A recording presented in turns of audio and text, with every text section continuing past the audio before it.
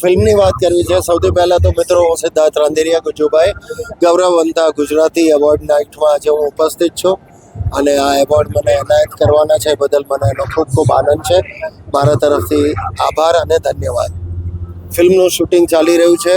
આ વર્ષે લગભગ 3 ફિલ્મો મારી આવશે અને ફિલ્મના શૂટિંગ અર્થે જ અહીંયા અમદાવાદ હતો અને મને આ મોકો મળી ગયો અહીં હાજર રહેવાનો. કે રીતની ફિલ્મ આવવાની છે પરિવાર સાથે? બધા અલગ અલગ વિષયની છે. પરિવાર ઓફકોર્સ પરિવાર સાથે જોઈ શકાય એવી જ ફિલ્મો છે, પણ હવે ગુજરાતી ફિલ્મો જેમ કે દર્શકો પણ જાણે છે સ્તર ખૂબ વર્ષે ને વર્ષે ઊંચું થતું જાય છે, જેનો અહેસાસ ગુજરાતી પ્રેક્ષકોને છે જ.